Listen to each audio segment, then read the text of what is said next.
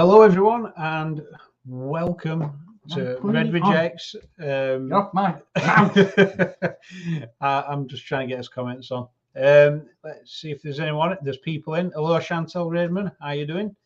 I hope everyone's well. I hope you're having a good start to the week, which beginning of week is actually Sunday, from what I believe, originally.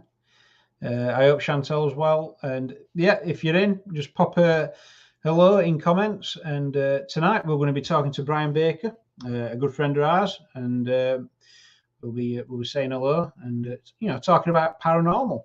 Hello, Robbie Crossan, how you doing? So yeah, let's introduce Brian Baker. Hiya, you all right? Hiya, John. Hiya, Brian, how you doing? All right, pal. Good to see you, mate. Yeah, it's great to see you. And we have met before, haven't we?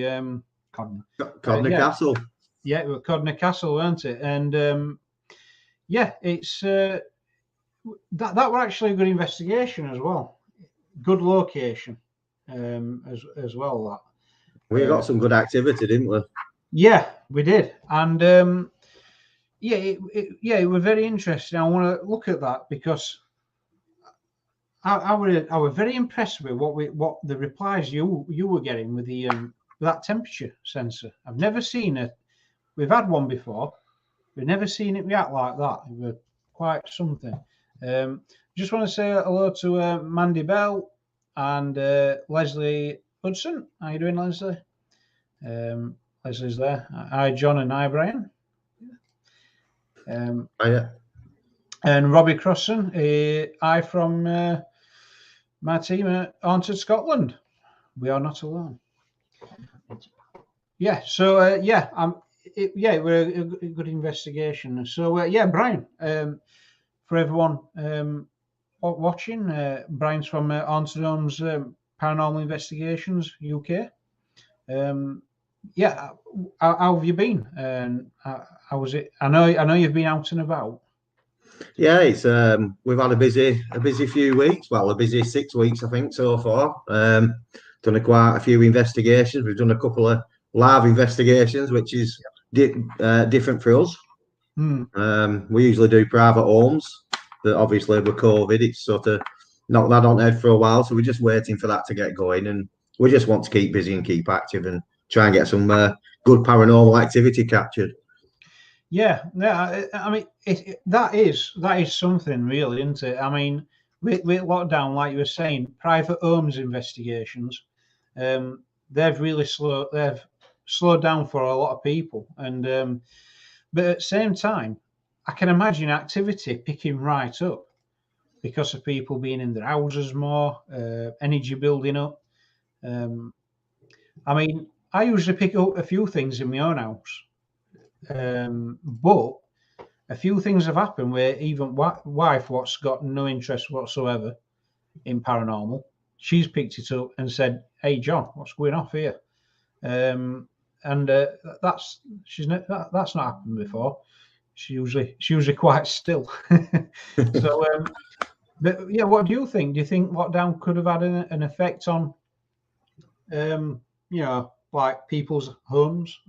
Most definitely. I mean, there must have been quite a bit of negativity because you're not working, your life's changed. All of a sudden, you're stuck together as a family unit 24/7. Puts a lot of stress, a lot of pressure.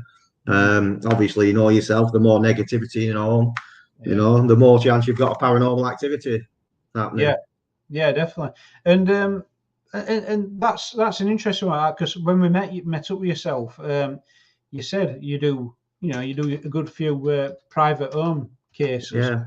And I found that really interesting because we've always done more like investigating out, like different locations, things like that. But we've only done a few private home investigations, haven't we, Phil? Yeah. So I find them really interesting because that's where it's real life stuff, isn't it, in someone's home? It is, and if it is haunted, that's the place where you're going to get your most evidence, you are going to see paranormal activity. You may have to go once or twice for them to get used to you. You know what I mean, and actually come and interact with you. But yeah, I mean, the end game is to help the families that are suffering. Yeah, yeah, definitely. And Yeah. we don't charge; we do it for free, Mm. so we Yeah, don't make no, money out of it. yeah. I mean, and that's always good, isn't it? I mean, how did you get into paranormal and paranormal field? I got brought up in an haunted house as a child, so I lived the fear for quite a few years till we moved, and then it went from fear to curiosity. And since then I've always wanted to help families who are in the same situation as I was, as a young child, and my brother as well. So, Mm. and that's No, how I got into it. yeah, yeah. No, that's good. Yeah, I mean, when you were living in that house and it were haunted, like you did say, it went from fear to curiosity. I get you because you've seen it, effect it can have on people when they're scared, and then to help people, you'll understand that, won't you? So yeah, that's it's important, I guess, to isn't it? So it's helping people. It's important to me, yeah, and that's why we don't charge. You know what I mean? I usually go down the night before. I'll set up motion sensor cameras around the house, leave them running. I come and pick the cameras up. I look at them, see if there's any activity throughout on the night before, so the team know what they're coming into. Yeah, there is quite a lot into it. We have a lot of good equipment, modern equipment.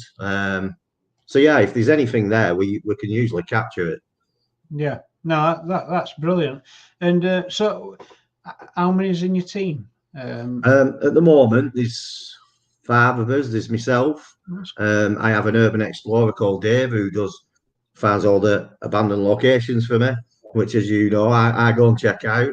I have Lee. I have another gentleman called David who's a great investigator. And I've just got a new medium on board called Teresa who works with me remotely. But I'll tell you a story, John, about Teresa. I went to an house in Blackburn the other day, and she was doing the walk round with me because I didn't want to go in on my own. The people who own the house would not go in this house; they were terrified.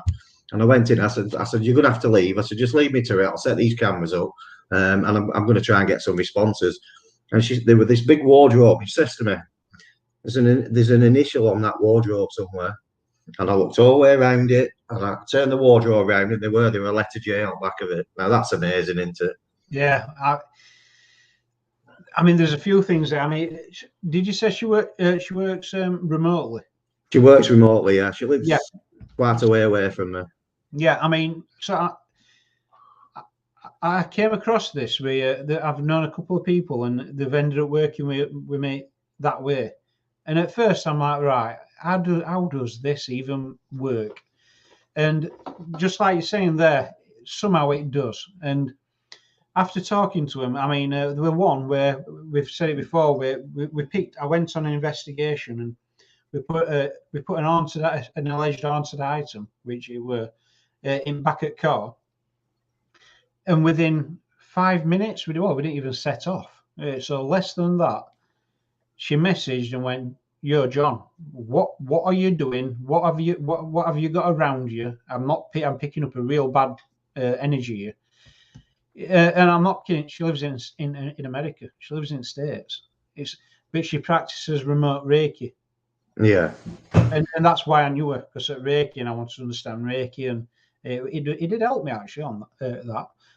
But she literally messaged and went, "Well, I don't know what's around you. Something's going off. It don't feel good." And I'm like, "Well, that's weird. We've just put an alleged haunted item in back at car." And a few other things happened with that as well. So from what I can say is, so guys, if people in comments, if you've had experience with people work remotely, like there's remote viewing, isn't there, Brian, and all this? Yeah, please let us know in comments any experiences on that, because at first I thought, How can it possibly work? Things like that. And from what I've gathered, it can. Yeah, well, I am quite sensitive myself, but I don't understand it. For me, it's pictures. I get pictures in my head, and that's how I work. But I'm an investigator, and that's what I am, and I know what I am. But Mm. sometimes I will get pictures, then I'll say, "Have you, are you a nurse?" And we once did a World War II bunker, and I got a picture of a nurse, and I said, "You're a nurse, aren't you?" And the equipment all went off. So yeah, But, and it feels good when that happens as well, doesn't it? yeah, Because that is it's come to you. You're the medium there. That it's gone to, and then you've got that confirmation, and it confirms it a lot for yourself, doesn't it? When it it happens, does. you know. Yeah, And like I said, with World War II, yeah. yeah. See, one of the best ones I had were it's in Hull. Is it St Paul's Fort? Yes. Um, Yeah. St Paul's Fort. Yeah, where it's been a bunker for throughout ages, Civil War. It's been a fort for just through most of the wars we've had, and we went down into an underground hospital, and in my head, there was this wheelchair prop there, and in my head, I'm like, I thought I felt like there was someone there behind the chair, and I went, "Oh, I wonder if you could move that." And very slightly, and I weren't recording anything. It moved. I'm like, and there were no draft. It was still all that time. It just moved very slightly, and I'm like, I don't know. I don't know what to say. Have you had that occur where um, you've had something happen? Would be really good if it were recorded, but you just didn't. Oh yeah.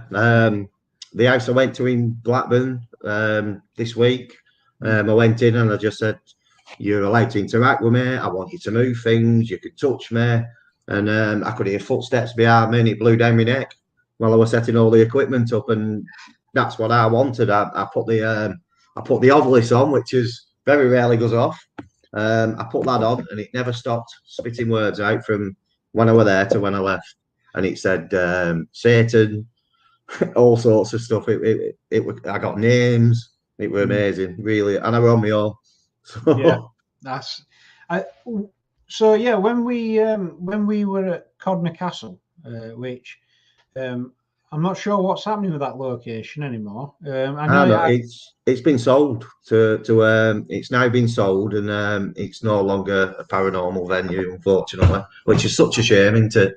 Yeah, it is actually. Yeah, I mean the castle itself's great, but those barns were. Yeah, Yeah, I mean we enjoyed it, didn't we? I mean, and that night it was really misty as well, weren't it? I mean, it was really, you felt it remote. really, it really weren't it? Really Yeah, eerie. yeah, I think I can remember falling over into once with my flare because we couldn't see. We were going to the castle, weren't we? yeah, we did. There were like a knee-high wall, weren't there, and a grass Yeah. bank, but we couldn't see that. I think you tripped over, and then I think I tripped downstairs, walking up and downstairs. But one thing that I thought, what I always remember that location is you had that temperature sensor with a green and red light. Oh yeah, I've got a few of them. I still use that. That's a great piece of equipment. Yeah, and what me and I Phil found it interesting is, yeah, I can't remember the name of it, but um, it was the interactions. We were asking questions. I mean, for one, temperature had to change. We're in a pretty much locked off room, Yeah, and we didn't just say we weren't just asking it to go off, which should be one thing. We were asking for green for yes and red for no, and it were actually happening. And we yeah, had it on. We've had that video as well. We've had that video out as well. Yeah, can't find it. And that we found really interesting because it happened a lot in one particular room. Can you remember it? We're upstairs, weren't it? And It was the back bedroom, weren't it? yeah, The big back bedroom it were. yeah. So yeah, I'm kind of gutted. It's not a paranormal investigation. Like, you know, it's not open to it anymore. It's a bit of a shame, really, I guess. Yeah, I mean, we were the last team to investigate that place, and we did it with Ribble Valley Spirit Watchers, and it was and then obviously it's up for sale, so they wanted to sell it, so no more investigations, and now it's been sold. So Yeah, yeah.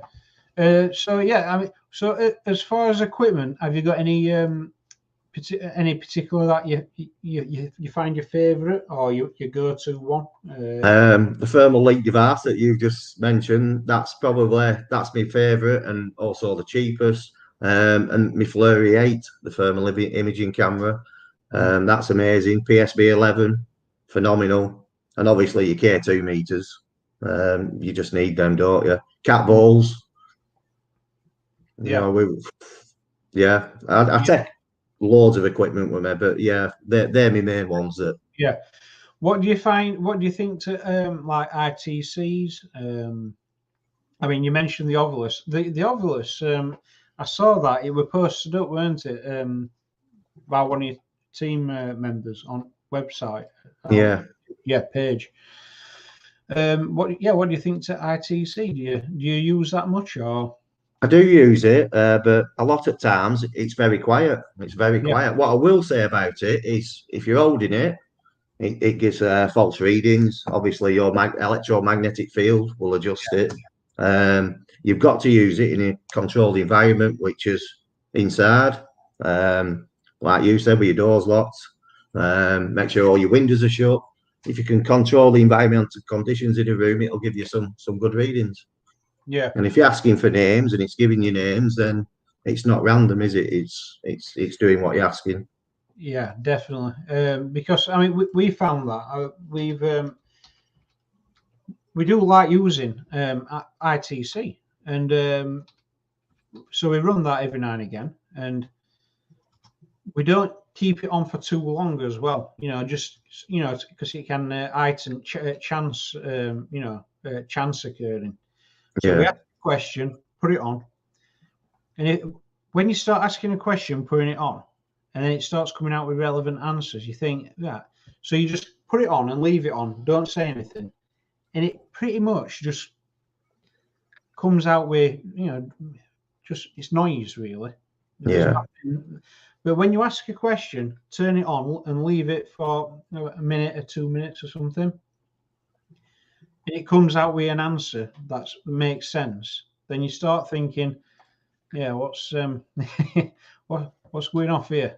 exactly. Yeah. You have got to kind of listen to it, haven't you? Is there any particular like items you wouldn't use or you don't tend to use?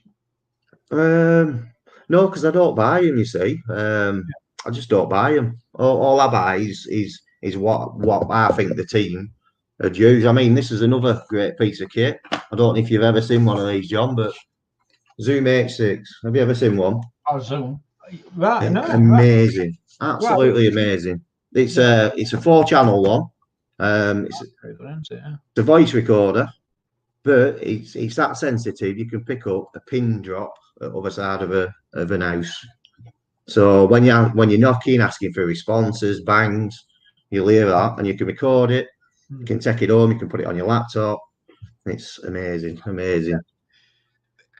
Am I right in saying that with one of those you can tell which direction as well? Yeah, yeah. It has one main one there, one main mark, and then it has 4 run-offs. So you buy coaxes and you can buy marks. So you can basically mark 5 different rooms, and you've got all them settings. So you know exactly which room where the noise is coming from, and you can record all 5 at once. So it's amazing. Yeah, and you see, I like that. I like that style of investigation as well because you're going in as you, seeing what you can pick up, and then you're using equipment to if I'm getting this right, so you use equipment to basically measure environment and look for changes. Yeah. You see, yeah. So I like that because some people say that spirits can only work with what's around us, like natural sciences around us, like temperature drops, things like this. So yeah. So so there's definitely nothing wrong in measuring as natural environment. And I believe the age of the spirits, depending what equipment they're going to use, because they're not going to understand it. You know what I mean? That's why sometimes the cat balls will work perfectly. Sometimes a K2, and other times the more advanced stuff like the obelisks and, like you said, the RTC that works. It all depends on the age of the spirit and what they're comfortable we're working with. Yeah, I get you with that. Yeah, that makes sense. That yeah. Mandy Bell's got a question. Would you be able to tell the difference between outside noise? So if you recorded sounds in a building, would you be able to tell if the noise came from outside the building? That would be good though. That. Yes, I would think you would, because it'd be more distinct inside than it would outside. And also, if you are asking for knocking, it's usually one for yes, two for no. So yeah, that's how you do it. But yeah, you can tell the difference between inside and outside. Yeah, definitely. Plus, if you put it through Audacity, you'll know by frequency. Yeah, and then I suppose if, like I was saying, if you put it through that sound software, like you were saying, Brian, the inside noise would be it'd be quite short. It'd be a lot sharper, wouldn't it? Yeah, but, yeah. I mean, we went to a location. It was brilliant as well. The amount of rooms, it was that coal mining village, and it was like a working men's club underneath. Yeah, and but that were issue. It were there were literally a working men's club downstairs to like left at building. So there were people drinking there, and we were doing investigation at the same time. That must have been annoying for you. yeah. But I had to dismiss a lot. We had to dismiss a lot, and even though quite a bit felt like something were going off, but then to top it off, they had a weekend fair in Park across the road through day, and then into night. So you could hear music at waltzers and dodgems. And we're like, yeah. So anything to do with sound, we're just going to have to. What did we end up doing? Oh yeah, we ended up going back down to pub and getting pissed. Well, we did end up going to a pub and having a drink with locals instead. So, sounds like a good night, though. Yeah, it was good. We thought, do you know what? This is all because there's a pub downstairs. Why not? Yeah. But it's a good question, Mandy. To come up with ways of looking at it and going, right, this is from outside and this is from inside. But like you're saying, Brian, even on recordings, you could tell what we're outside on that, because it were like it's muffled into it through. It's got to come through windows and walls and yeah. So, like Phil said, you put it through Audacity, you can you can sort of bump up the volumes, and so you get a clearer picture. You can hear it a lot better by altering, adjusting the volumes, and so Audacity is good to run any of your voice recordings through. Yeah, definitely. Are you okay? Show picture. So Brian, also with your paranormal investigation work, you love photography as well, don't you? Yes, I do. I go all over UK, photographing abandoned locations. I love history. Obviously, there's been changes in building regulations in the last couple of years. So a lot of these listed buildings now, they're not safe. So I do like to go around, photograph them, and also take some paranormal equipment and see if we get any response. And if we do, I take the team. Yeah, definitely. I really like it as well, because we're just going to show a couple of your pictures. I love seeing them. I like that. There we go. Like this one. This is really good. I mean, I like it when you've got sun popping through there. Yeah. Left hand side, and I also like it as well because I mean I don't know where this is or what it is, but it looks historical to it. It looks like it's got history to it. I mean, you've got I know graffiti is not great, but you've got your modern graffiti there as well. So there's a lot of different time scales there.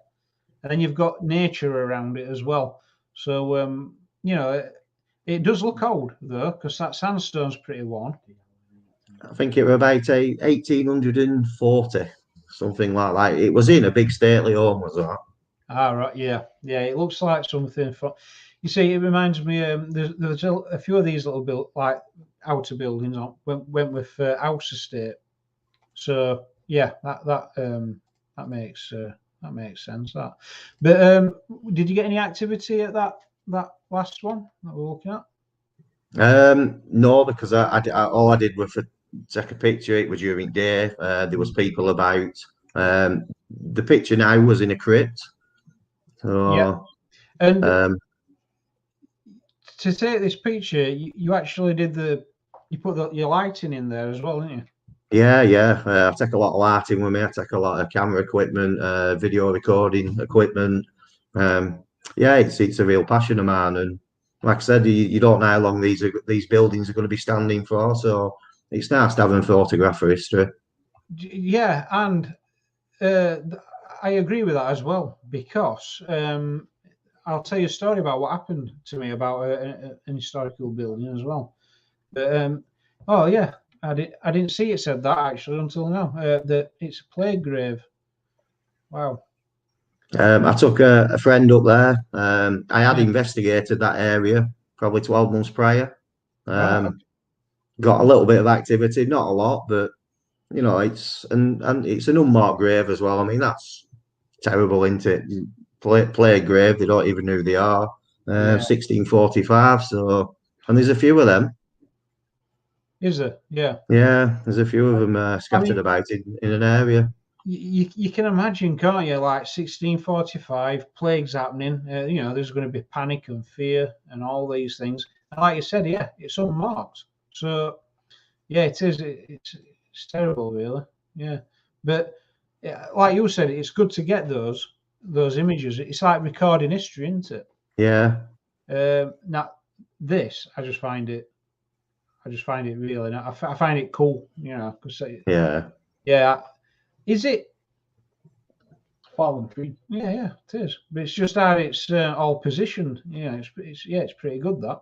Yeah. But Yeah. again, that's what I think that's a good thing to mold paranormal in with photography and, like you said, history as well. The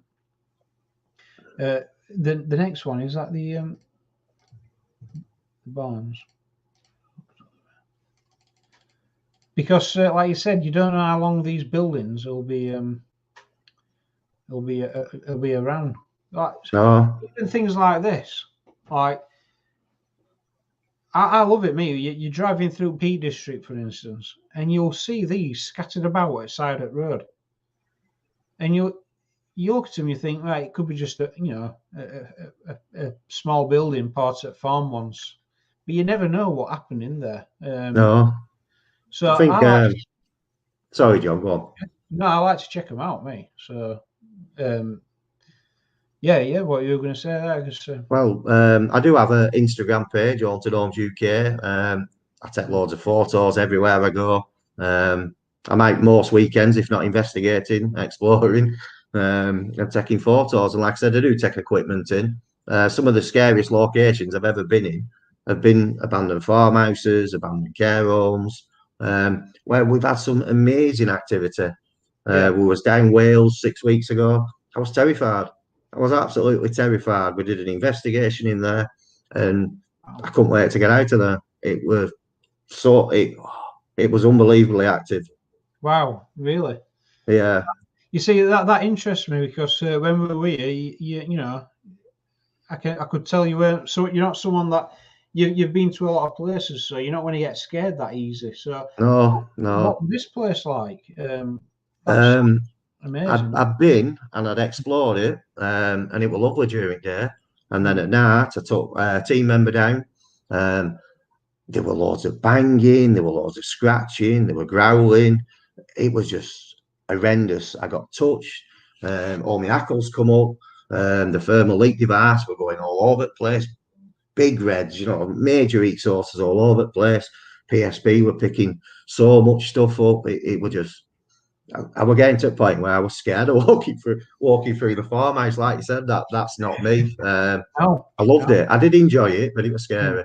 Yeah, I mean, I think that's why. I mean, I think we like it when that happens. But Yeah, at the time, it's still not. It don't matter, does it? Because at the time, you're thinking, right, I'm in danger. yeah, Like, yeah.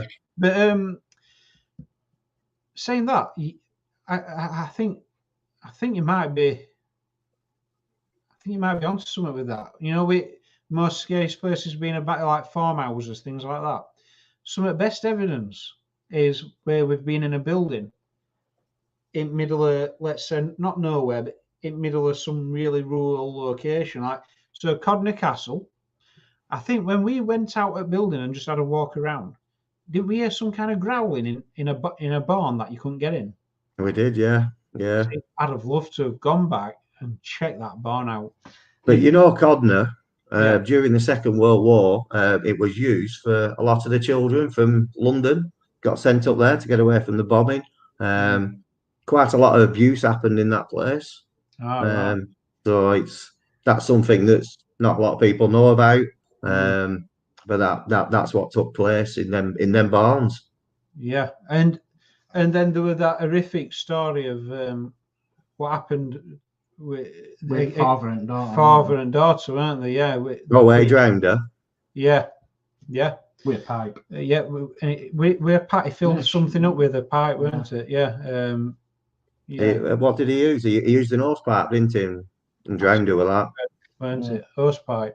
I mean, so it makes you think, doesn't it? Do you believe that some areas have just got this energy what lingers through time, where if you live there and you allow it, and you allow it in a way, or conditions are right, it can just cause people to go down a certain path. Yeah. And also, it depends how people die. You know, if they die suddenly or they die an horrible death or murder, they tend not to move on. They linger. If they're bad in life, are they going to move on? I know the gentleman at Codnor, he's still in that farmhouse. He murdered his daughter. Oh, he's still there. Yeah, I get you on that. Yeah, definitely. And so I mean, so Codnor, yeah, that were a pretty like rural location, weren't it? Kind of shut off in a way. But we went to Menzies Castle in Scotland, and it's a beautiful place. Castle's really nice, and we actually got, there were 6 of us here, a woman humming from upstairs, and we were at bottom of the stairs, and then we went up, didn't we, to see if there were anyone up there, to see if there were any devices left that could have triggered or whatever. There were nothing up there, but 6 people heard the same thing, but we heard it 3 times as well. Yeah. But it was one of them. We were actually ready to leave, so we had everything packed away, and we got a bit of it on a recording on a mobile phone. So, but that, couldn't believe it. But yeah, I think we're looking at those kind of locations. It's something else. Do you what's your thoughts on activity from like non-human energies? Oh, the demonic. Well, not like more like elemental nature spirit kind of things. I mean, they do happen, but I think they are quite rare. Yeah. They're definitely rare. I think you've got to be tuned into them. Yeah. You know, you've got to be tuned into the environment and to them to sort of pick up on them. Most definitely, you know, elementals are there. Without a doubt, you know, you've got demons, you've got angels, they're all there. It's just, are they in that place? You know what I mean? Yeah, quite rare, isn't it? I mean, as it comes to demons, I think sometimes we get a little bit of negative from a place, and so it might be easy for some people to just go, it's demonic. Yeah. But, sometimes it can be just it could be just a grumpy guy what passed over. Is now a grumpy spirit. Yeah. Yeah, and grumpy people can be quite scary sometimes. Yeah, and not all demons are bad. You know what I mean? Due to cathology. They sort of pigeonholed them, and a lot of these fallen angels suddenly become demons. But they were very benevolent up until that point. So Yeah. they're not all bad, and some of them do work and look after humans. It's some can be spirit guards. It's how it is. Yeah, no, definitely. And I think it's great that you have that like open mind to it all as well. I think we've got to, haven't we, really, to go into somewhere and get a fair chance, really. Yeah. But what I always say to people who say, "Oh, I like the paranormal," always protect yourself. Go with holy water, go with sage, go with witch's black salt. You know what I mean? You need to be protected. Don't just walk in your house. Cleanse yourself before you go home. You know what I mean? There's a lot of things you need to do to make sure that nothing comes home with you. I know people who brought stuff home, and I've had to go and help them. And I said, "Well, do you cleanse yourself before you go in your house?" No, why not? Yeah, yeah, definitely. I mean, I've got a lot of thoughts on protection, and it's just like you're saying.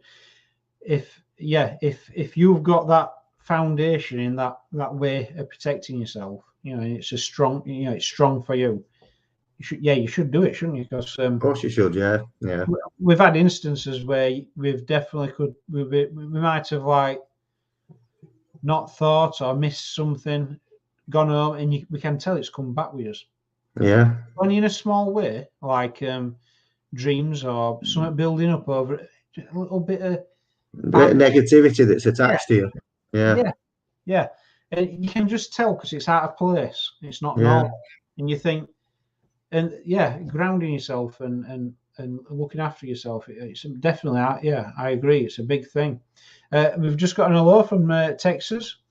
It says Facebook user, but Hello, yeah, anyway. hello from Texas.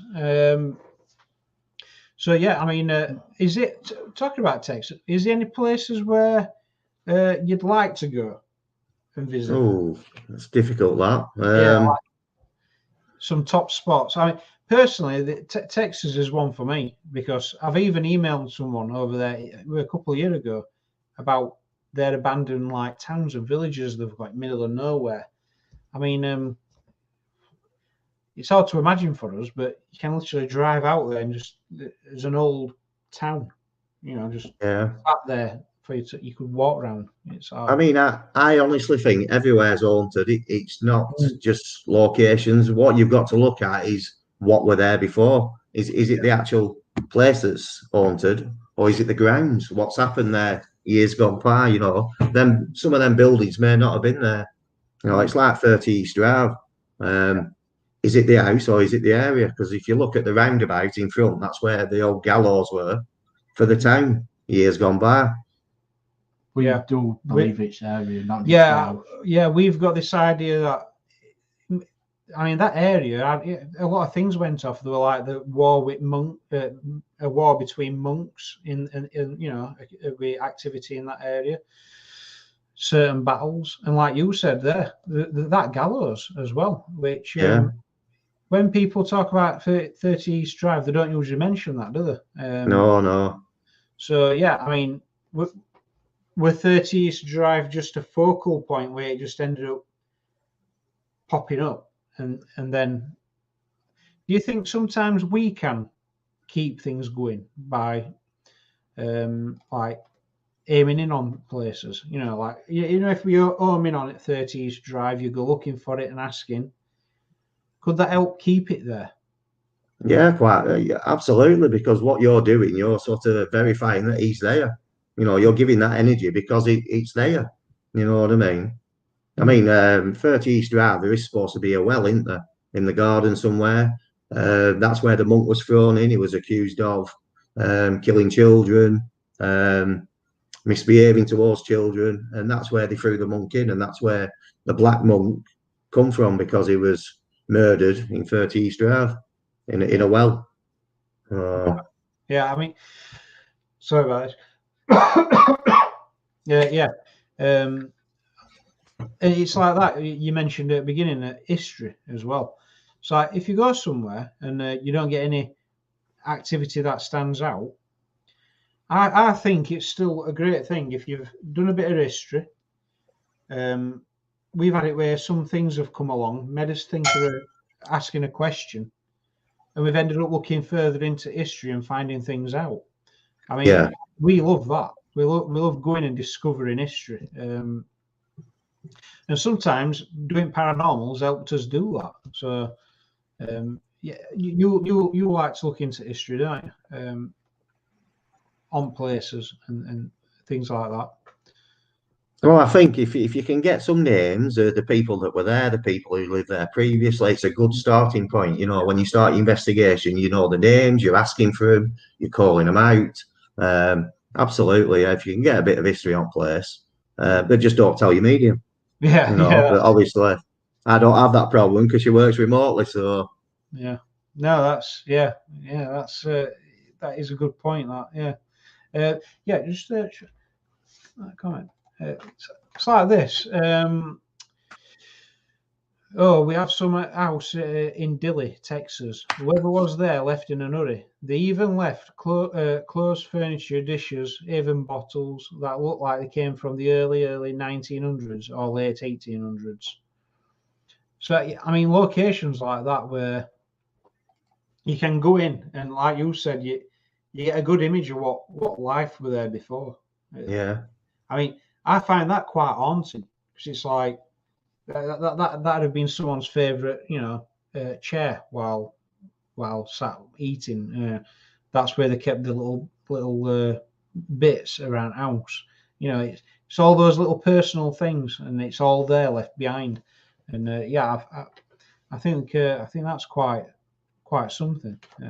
yeah. I mean, I go to a lot of abandoned places, and the time capsules and everything's there. Everything, all the furniture, the photographs, everything, and you know they're there because, like you said, all their personal belongings are there. Everything they're loved and adored and enjoyed is all there. So that's an attachment for them, Yeah. So I mean, you know yourself, once they pass over, they can come back and they're even stronger. Once they've gone through that light, they have a much stronger spirit energy than the ones that have not passed over. Yeah. Right. Yeah. No, that's that is a good point. That. Jim Medley says hello to everyone. Oh yeah. So and I also find that as well. We've got an antique store, haven't we, close by, and you buy a small area, and then people put the items in that they want to sell, and some arrange it like it's in their house, like they put the pictures there, and you walk past, and sometimes I'm not going to say I'm a medium or anything, but when I'm walking past, I pick up on things when I'm walking past them. Yeah, because there'll be a strong energy attached to certain objects. Absolutely. I mean, like you said, there is haunted items. They're not rare. There's plenty of them about. Maybe not on eBay, but people's homes and things like that. Things that have been passed down from generation to generation. Obviously, you have stuff that's cursed as well. I mean, there's all sorts. I mean, with the house, sometimes it's not just hauntings. There can be curses as well. You know what I mean? Passed down from generation to generation. There's quite a lot to look into with private homes. You need to know everything about them. You need to know the history.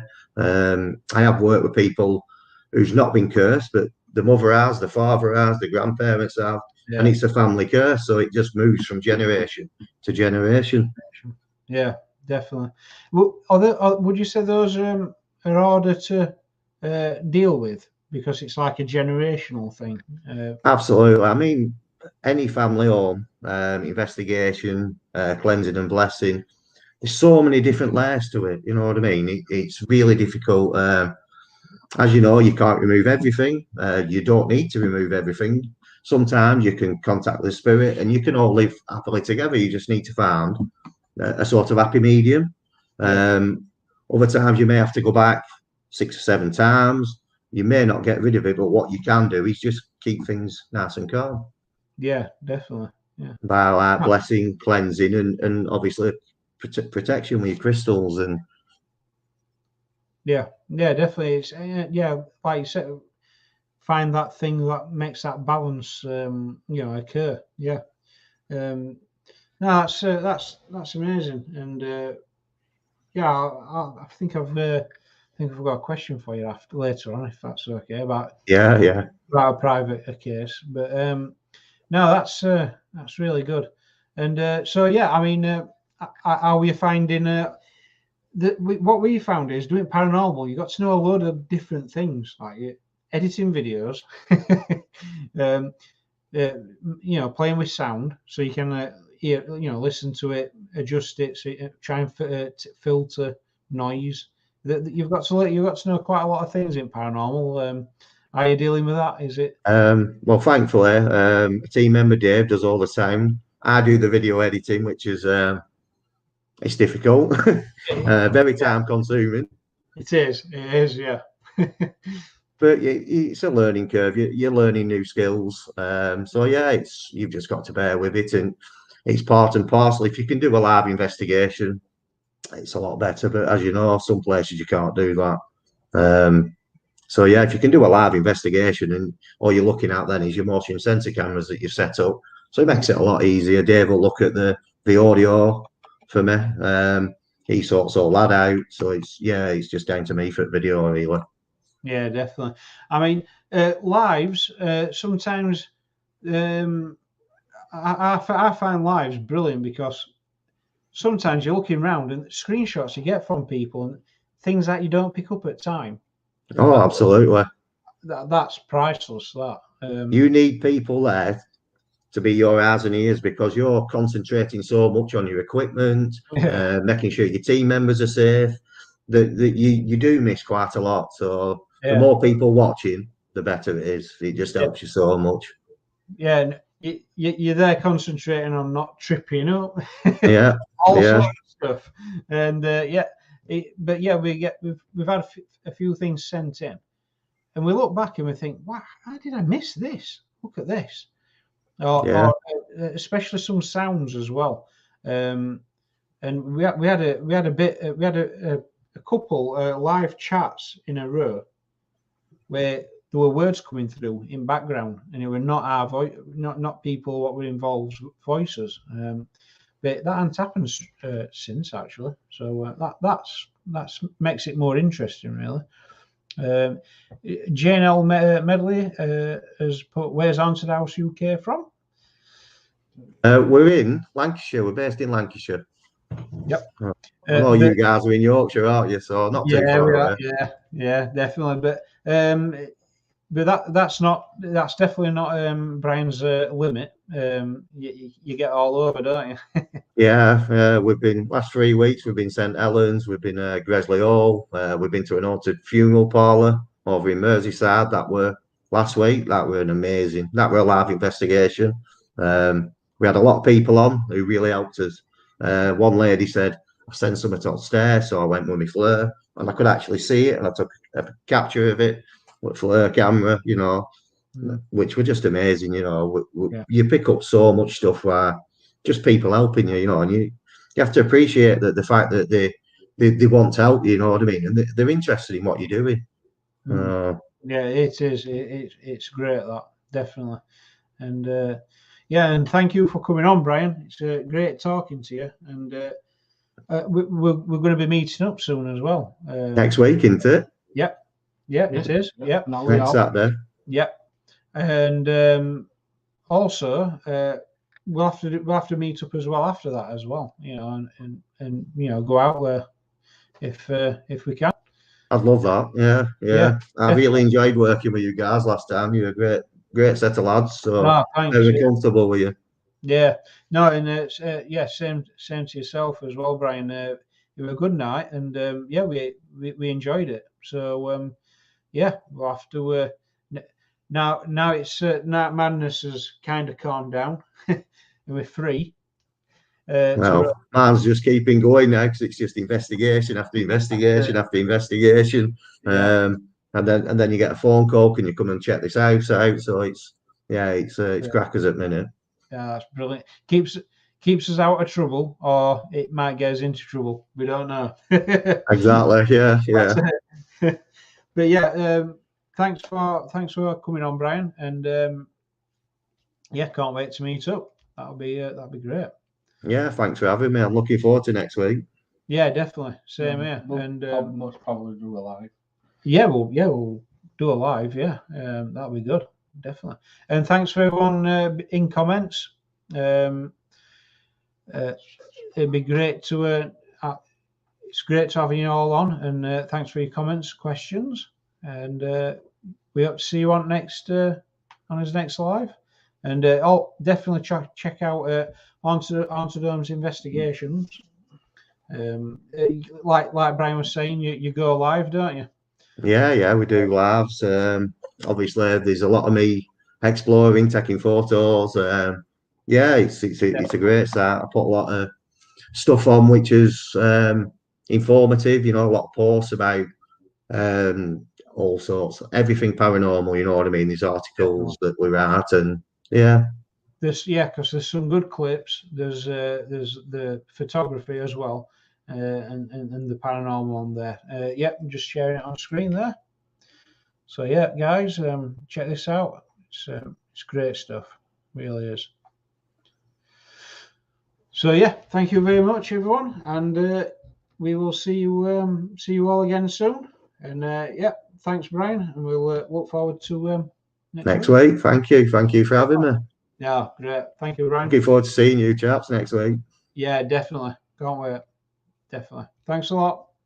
Take care. Bye.